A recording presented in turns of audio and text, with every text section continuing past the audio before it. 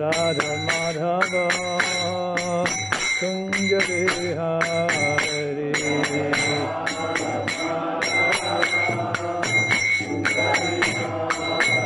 Hare Krishna Krishna Krishna Hare Hare Hare Rama Rama Rama Hare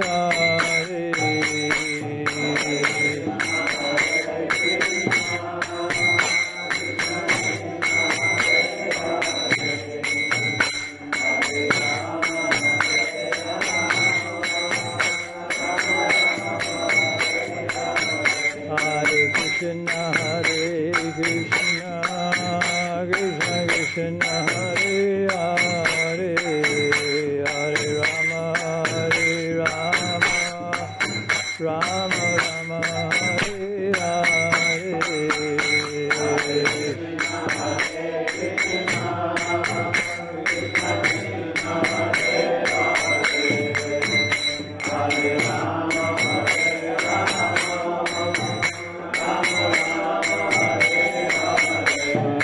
Krishna Hare Krishna Krishna Krishna Hare Hare Hare Rama Rama Rama Hare Hare Hare Krishna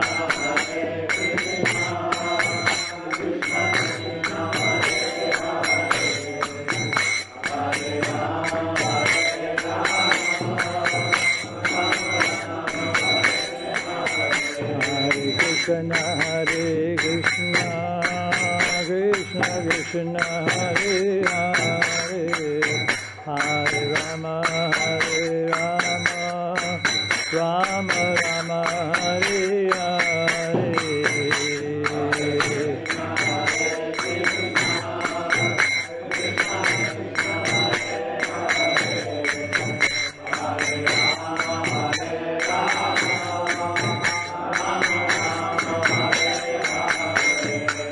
Hare Krishna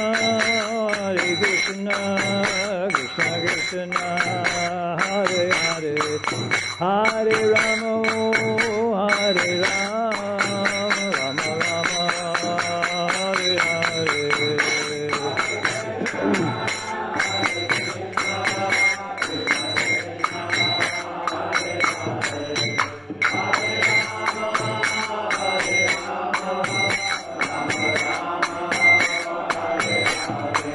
Hare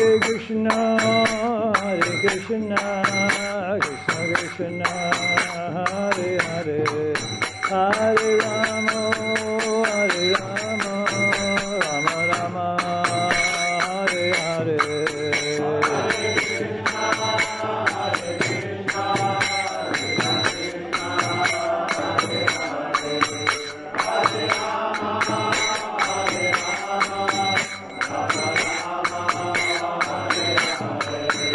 Jaya Prabhupada Jaya Prabhupada Jaya Prabhupada Jaya Prabhupada Jaya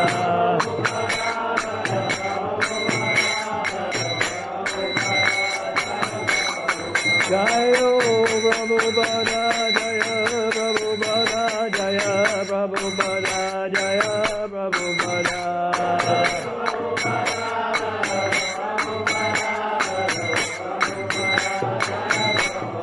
Jaya Prabhupada Jaya Prabhupada Jaya Prabhupada Jaya Prabhupada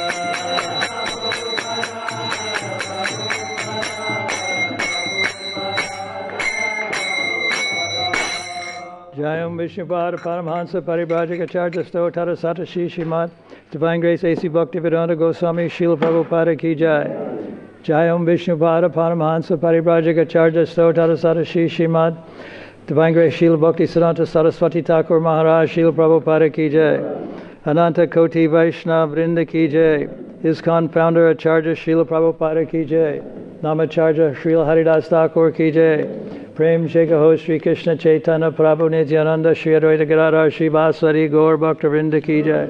Shri Shri Radha Krishna Gopinath Shama Kunda Radha Kunda Giri Govardhana Ki Jai. Shri Shri Vrindavan Dhamma Ki Jai. Shri Navadvip Dhamma Ki Jai. Shri Shri Jagannath Puri Dhamma Ki Jai. Tulasi Devi Ki Jai. Shri Shri Bhakti Devi Ki Jai.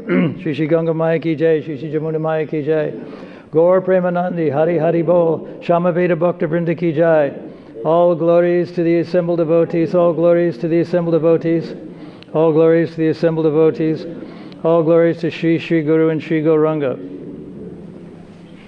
Narayanam namaskrityam naram chaivam narottamam devim saraswatim jasam tato jayamudirayat nastaprayeshu apadeshu nityam bhagavata sevaya bhagavati tamashloker bhaktir bhavati naishtiki. A reading from the Srimad Bhagavatam, first canto, 14th chapter, 3rd verse. Kalasya chagatim rodram viparyasartudarminaha papiyasim ninam vartam krodaloban ritatmanam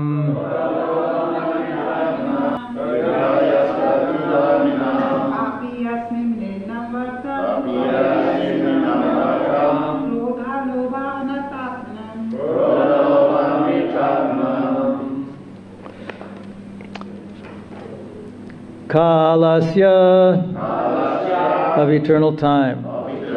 Cha also. Gatim direction. Rodram fearful. Viparasta reversed.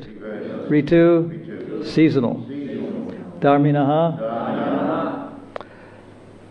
regularities. Papiyasim sinful. Rinam of the human being.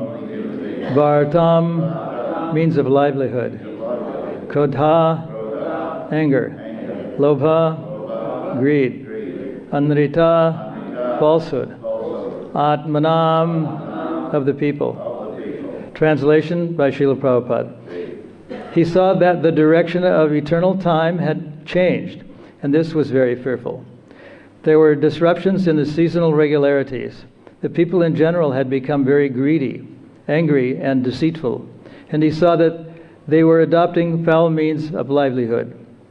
Repeat, he saw that the direction of eternal time had changed, and this was very fearful.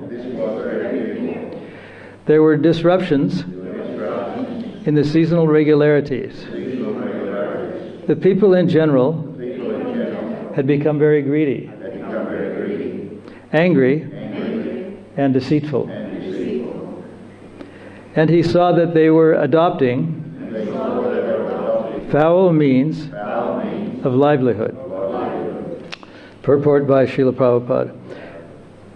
When civilization is disconnected from the loving relation of the Supreme Personality of Godhead, symptoms like changes of seasonal regulations, foul means of livelihood, greed, anger, and fraudulence become rampant. The change of seasonal regulations refers to one season's atmosphere becoming manifest in another season. For example, the rainy seasons being transferred to autumn, or the fructification of fruits and flowers from one season in another season. A godless man is invariably greedy, angry, and fraudulent. Such a man can earn his livelihood by any means, black or white. During the reign of Maharaj Yudhisthira, all the above symptoms were conspicuous by their absence.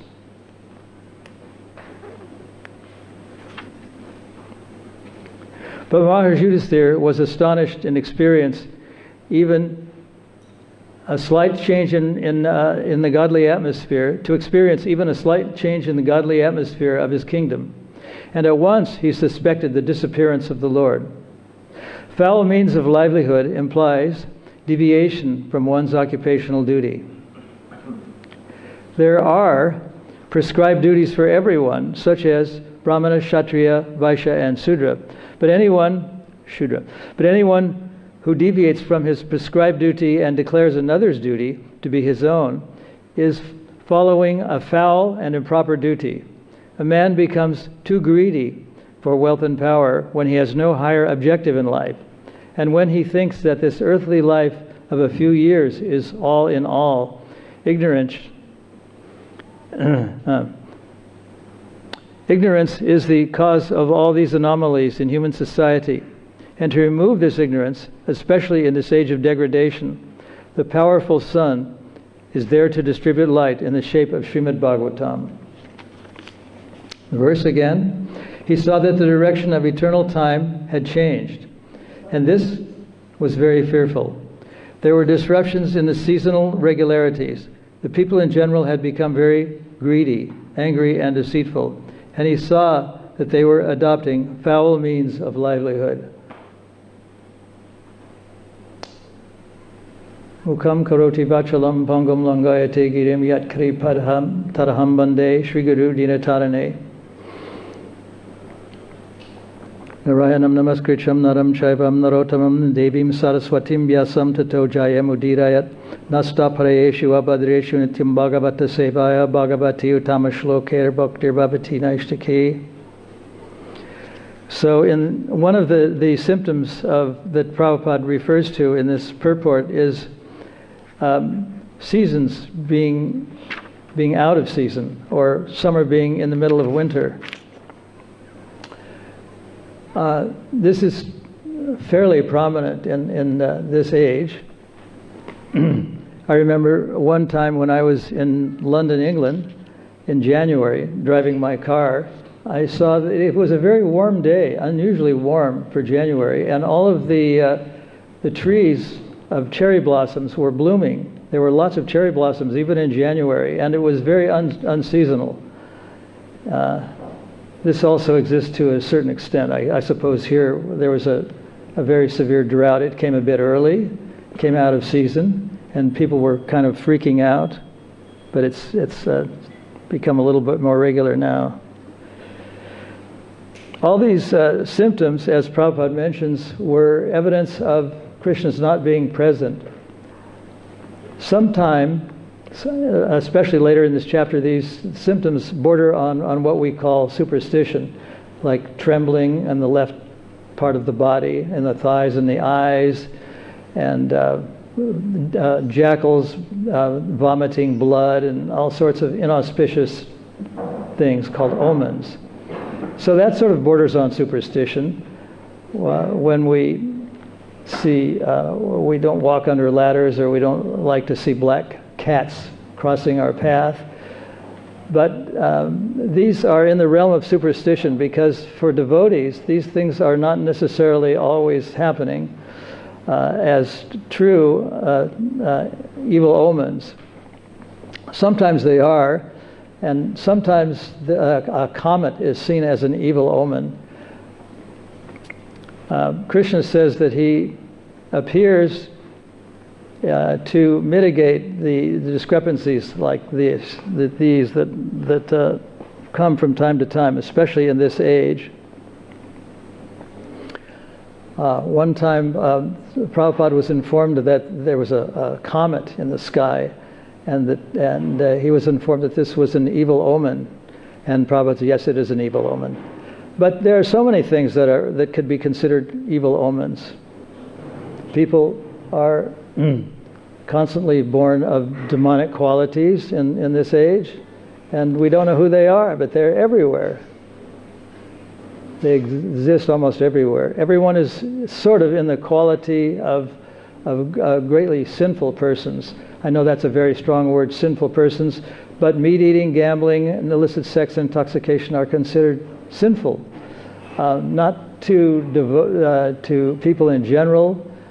They get legally intoxicated with alcohol, and it's considered to be normal and ordinary, not sinful. But for a devotee who vows not to take any form of intoxication, it is sinful. Even though it's legal, it's still considered a sinful activity to be a drunkard, especially, or even to take a few sips of wine with dinner. Even that's considered to be intoxicating and sinful.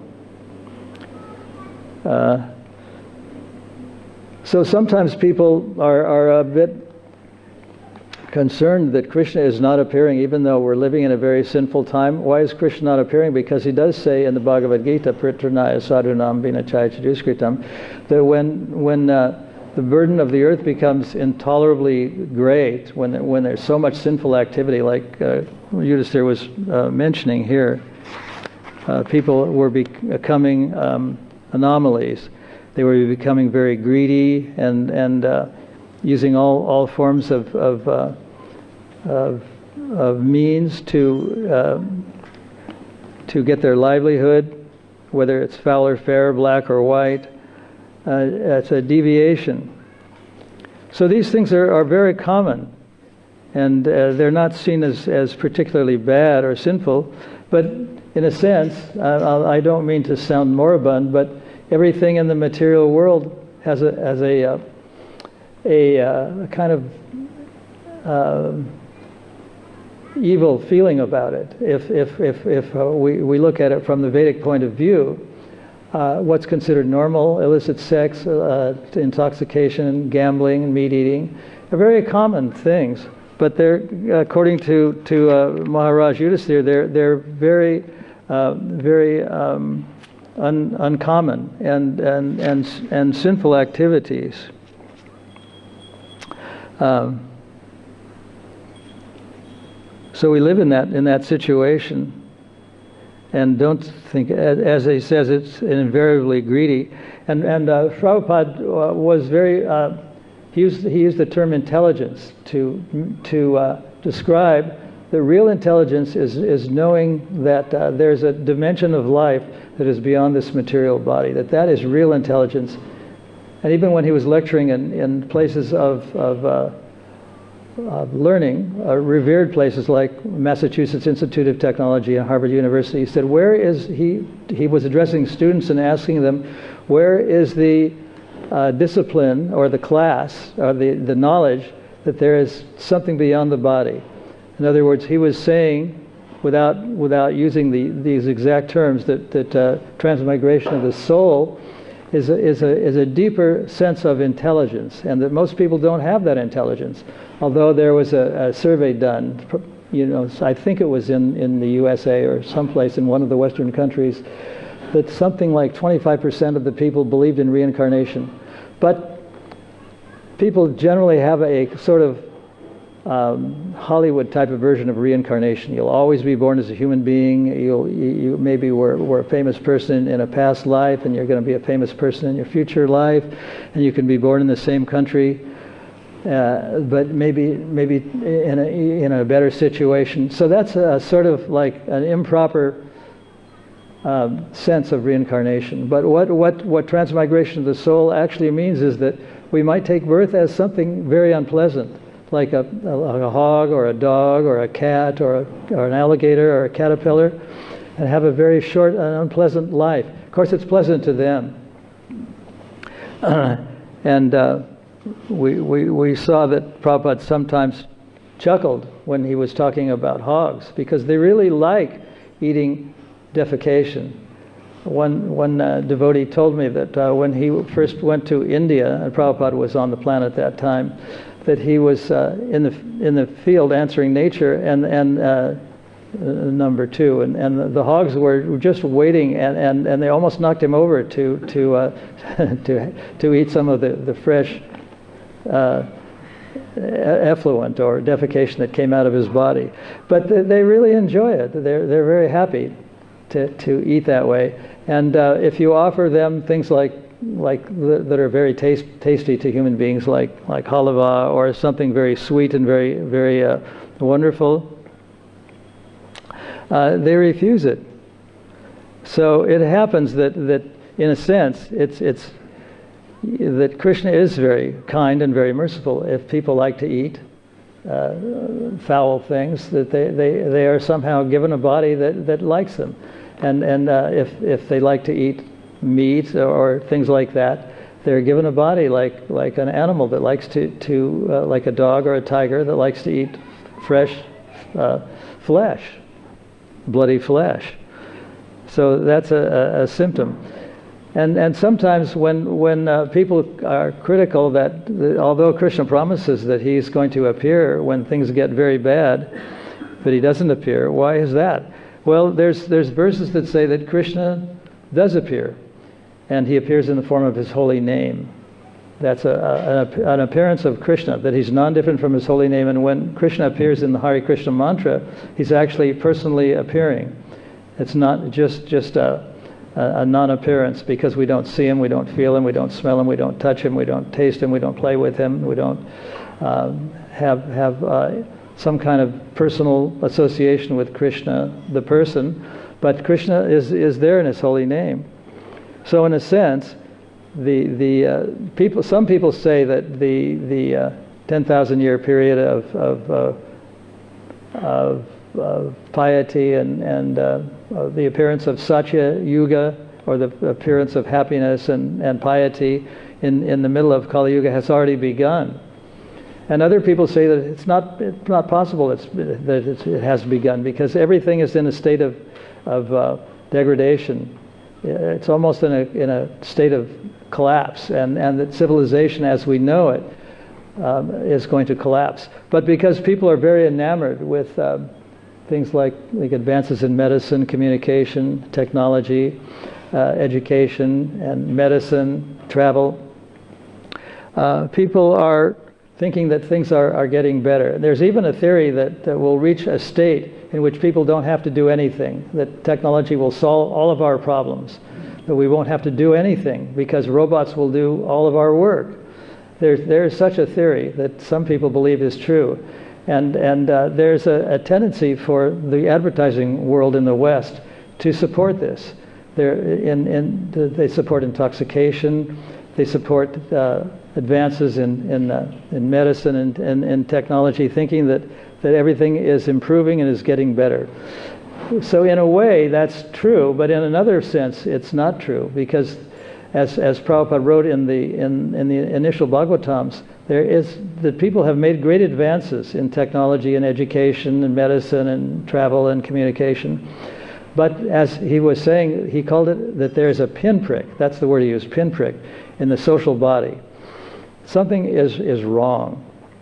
And people like the Goswamis, like Sanatana Goswami, who was a very highly learned and elevated person. He was a minister, and he associated with very powerful and popular people that were in charge of his part of the world at that time.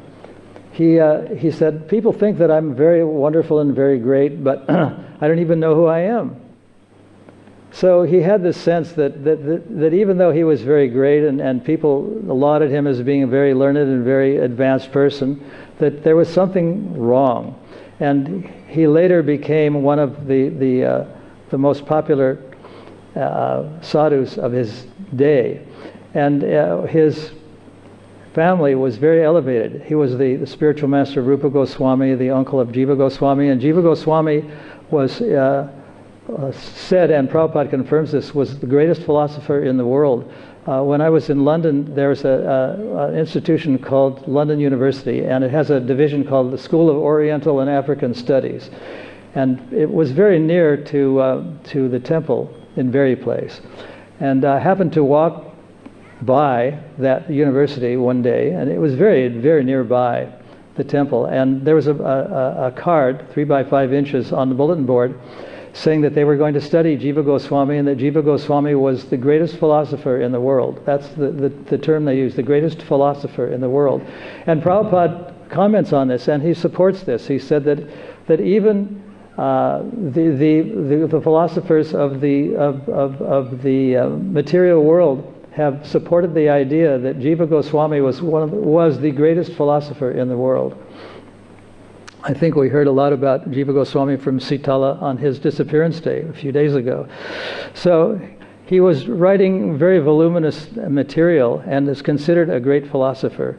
And Sanatana Goswami's work, the Hari Bhakti Vilasa, which was instructed by Lord Chaitanya for 2 months to Sanatana Goswami, is a very important work. Not that we can in the West follow everything of the Hari Bhakti Vilas, because there's some very technical information in there that's very difficult to follow in the West. Nonetheless, it's a very thorough and it's very difficult to understand because I don't think it was in his day. Of course, in his day there weren't very many English speakers, but I tried to read some of it in an English translation, and because there's a lot of poetry in there, it's very difficult to understand, because to understand poetry that's in another language, and it's translated by someone who doesn't know that language very thoroughly, and maybe doesn't know the translating language from Sanskrit to English, it's very difficult to understand. But nonetheless, he was a very great philosopher, and all this technical information was transmitted to him by Lord Chaitanya in Varanasi, where he continually, for I think it was 2 months, every single day for 2 months on end, cited the very technical information using a lot of very technical Sanskrit terms that we can barely remember. I mean, people like me that have a very low level of intelligence, but I mean, some people can remember it. But Sanatana Goswami apparently was able to remember enough of it to write several books. So there is a theory that because the sinful activity doesn't exist in the Hare Krishna movement, at least it's not supposed to exist. We take certain vows not to take intoxicants, not to have illicit sex, not to eat meat, and so on, not to gamble, that the Golden Age maybe has already begun, because these symptoms of sinful activity don't exist, or at least they're not supposed to exist within the Hare Krishna movement. So in a sense, it does exist. In the Hare Krishna movement, the Golden Age does exist in that sense. But whether it exists in the greater society, that is a question that has yet to be answered. And when Prabhupada was asked, he was informed once that the crime rate in the United States had reduced over 1 year. I don't remember what year it was, but it was when Prabhupada was present. And instead of saying that, yes, the Hare Krishna movement is changing society, his comment was, yes, we will take credit for that, quote unquote. Yes, we will take credit for that. So in a sense, if society does change for the better, we're not necessarily, because we're supposed to be Trinadapi Sunechana, we're supposed to be humble, we're not going to say it's all due to us that it's happening. I saw that there was an article in Time magazine a few years back talking about kirtan. And not once, although it was a 2-page article, not once was there any mention of the Hare Krishnas or Krishna or the Hare Krishna movement, even though, in a sense, kirtan, and there was a feature, maybe not in that article, but there's a person named Kirtan Rabbi who plays a harmonium in his synagogue, and he leads people in chanting, whatever they chant. I don't know what it is, but he leads it, and then the congregation repeats what he said. So kirtan, in a sense, has become very popular. But in that sense, we can say that the Golden Age is beginning. Prabhupada said that he had one glaring fault, and his one glaring fault was that he couldn't think small. So he didn't talk about changing things or varnashram in his early years.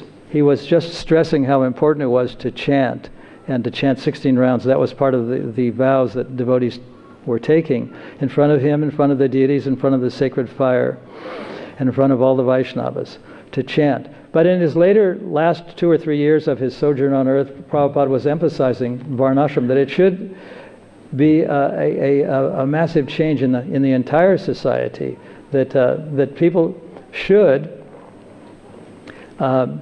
see that they're leading lives that aren't really proper, and as Raghunath Swami was saying, or I think that's his name, it was lecturing, was talking about the changes in Mayapur, about how there's it's been declared a heritage site, and that means that they can.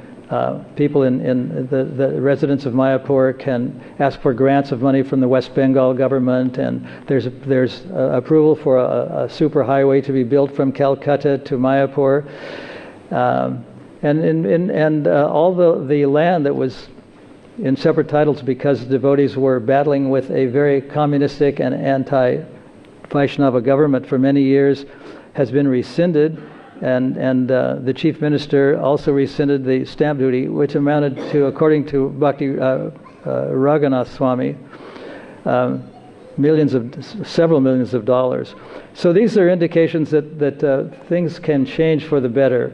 And even though we won't take credit for these things, maybe they can happen. But if things improve in the material world, which they're unlikely to do according to the symptoms that now exist,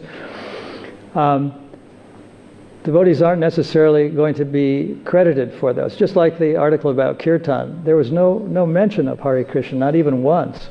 In 2 pages of the word kirtan was used in several places as a very it's become an English word, actually, according to the Oxford English Dictionary. That kirtan is an English word. So is yuga. That's another bit of esoteric information, but it's an English word, yuga, that has been an English word even according to the Macquarie Australian Dictionary. It's an English word. Anyways. But because devotees don't want to necessarily take credit for these advances, these changes, the improvement in things can go on and happening, and people can ascribe them to material changes. They can think, well, where the chief minister of West Bengal was very nice and very devoted. Whether that's true or not is another thing, or whether it was even being done for political reasons is another thing. But in any case, people don't like to credit the Hare Krishnas, even though we might say that that's due to the chanting of Hare Krishna. We don't like to take credit for those things because we're supposed to be Trinadapi Sunechina, humble people, and maybe they're happening. As Prabhupada said, yes, we will take credit for that. It wasn't like he wasn't saying it that this is all happening because of us. He said, okay, well, we can take credit for that. In a very sort of humble way. So I'll read the verse again. If there's any questions or comments, please have at. He saw that the direction of eternal time had changed, and this was very fearful. There were disruptions in the seasonal regularities. The people in general had become very greedy, angry, and deceitful, and he saw that they were adopting foul means of livelihood. Anyone want to say anything? Yes? The cultural revolution that began in the United States, San Francisco, in the late 60s and affected the whole planet. And at that time, Srila Prabhupada was there on the planet. So my question is, to what extent was Prabhupada's arrival on this planet and his presence at that time responsible for that whole cultural movement? Well, first of all, a revolution is usually something that's very, very huge, very massive, like the communist revolution. I mean, it involved hundreds of millions of people, from a simple Karl Marx essay. That was a true revolution. So what we call a revolution, where there's maybe 1 million or 2 million people out of 8 billion people that think that we're right, it isn't exactly a revolution. And some sociologists think that what happened only happened because the time was ripe, because people were in the United States, at least, there were a lot of people who were searching for a greater reality. And even Prabhupada says that he was referring to Westerners, that they don't like to have the same kind of lifestyle that their fathers and grandfathers adopted. So in a sense, that was a revolution, but it was a small, I don't know if the word revolution is proper, but in a sense, it's very great because in 50 years it's grown dramatically. But in another sense, it's very small because the number of people involved is very small compared to the world population. So, I mean, we can call it a revolution, and it is in a sense revolutionary because Prabhupada was teaching something that was very against the grain. He was teaching that we shouldn't intoxicate, we shouldn't have illicit sex, we shouldn't gamble, we shouldn't eat meat, and many people started doing it, hundreds of thousands, maybe 1 million people. But it was, even though it's, we can pat ourselves on the back and saying we're growing, and it is a very great thing, but in another sense, it's a very small thing. Thank you. My question actually is that there were so many yogis coming to the West and there were so many people interested in spiritual life. So my question is, to what extent was that as a result of the great Mahabhagavat Prabhupada being on the planet at the time?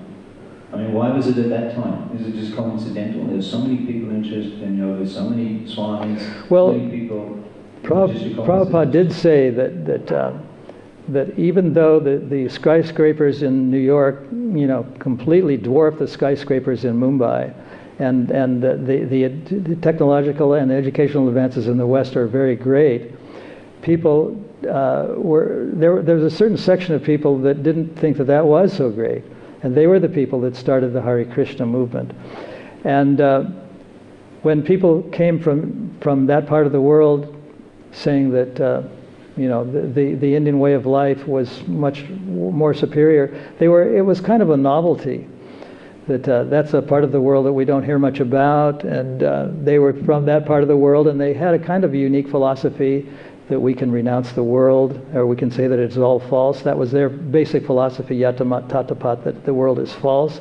That had a certain attraction to everyone, because some people have a sense that maybe we're making a lot of advancement in technology and education and medicine and travel and communications, but when they hear that there's another type of way of looking at things, they're very interested in that. And it doesn't seem like that was because of Prabhupada, but it was there despite his, and a lot of it happened even before he arrived in the West. So whether he was responsible for it or not is kind of like a moot question.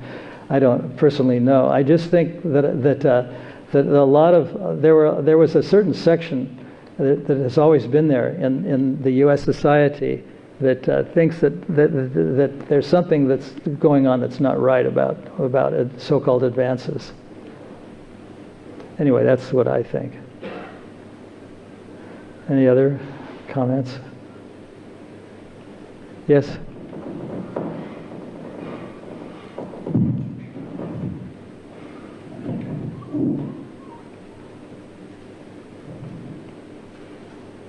I was reading that in this age everyone's considered a Sudra. So I have a question. How far should we put our time in reflecting on our individual nature and where we fit in the Varna ashram?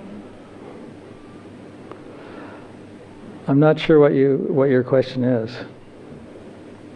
So is you mean if we are Shudras?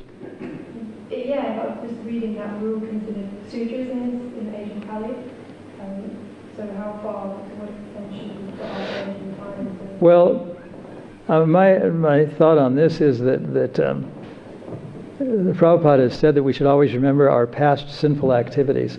But I mean, always remember doesn't mean that we are obsessed with them and that we can't preach because we're sinful or we're born Shudras. And he defined a Shudra as the entire population. I mean, people who are engaged in illicit sex, gambling, and intoxication and meat eating. In a sense, that's a Shudra mentality. And once he told the story, and it's probably well known that a man was once in a court case. He was convicted of murder, and his lawyer pleaded that he was insane at the time that he committed this atrocity, and so the judge called in a civil servant, psychiatrist, psychologist, doctor, to get his professional opinion, and the doctor said that he had treated many patients, and that in his opinion, this is what, as the story goes, was that everyone, in a sense, is insane, is mad, and I mean, and then he went on to say that, of course, the judge has to make his decision as to whether he was insane when he committed this crime, but his opinion was that insanity is something that exists everywhere, that anyone who is in this material world is insane. I mean, maybe he didn't use those exact words, but that was his general thought, that he was the the expert in the field of psychology and psychiatry, and he said that if you want, you can forgive this man, or you can excuse him for being insane at the time that he committed this act.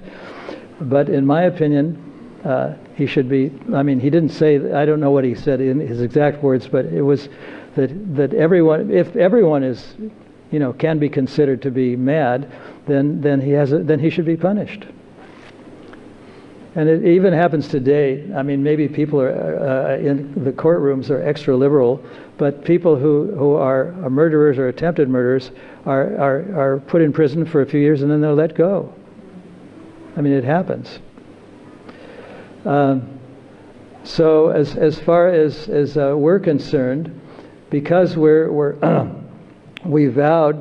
have vowed not to eat meat or take intoxication, or have illicit sex or gamble, we have a bit of a superiority complex, which is not in keeping with the humility which is instructed for all devotees.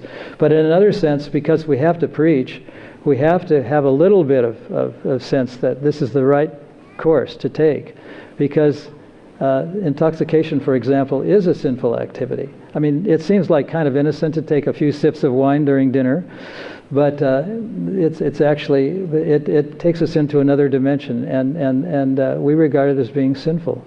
The same with the other effects. Does that help? A little bit. Anything else? Correct me if I'm wrong, because I couldn't bring up the purport to read it again, but you mentioned that in Maharaj's Yudhisthira time, that those things weren't occurring,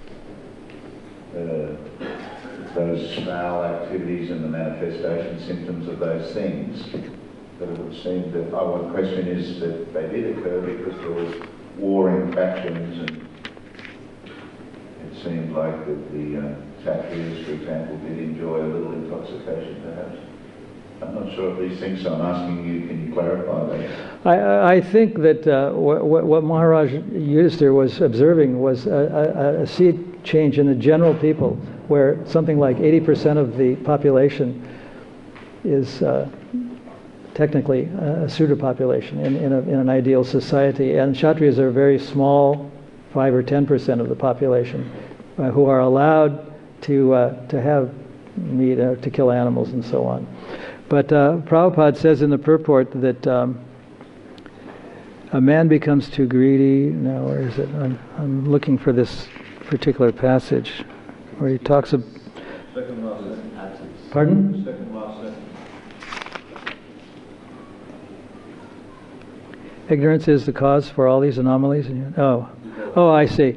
A man becomes too greedy for wealth and power, and has no higher objective in life when he thinks that this earthly life is life of a few years is all in all. So that's the main thing he noticed, that people were not believing that there's anything after this life. And even great poets have said that there's nothing after this life. I mean, great Western poets in the modern age have opined that. So even though they're great from a literary point of view, they're not so great because they don't have a sense that there is transmigration, or that they're not the body.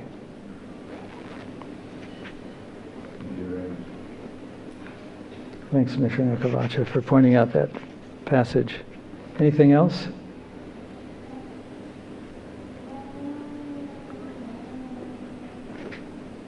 Hare Krishna. Thank you very much. Srimad Bhagavatam ki jai. Holiness Mukunda Goswami Maharaj ki.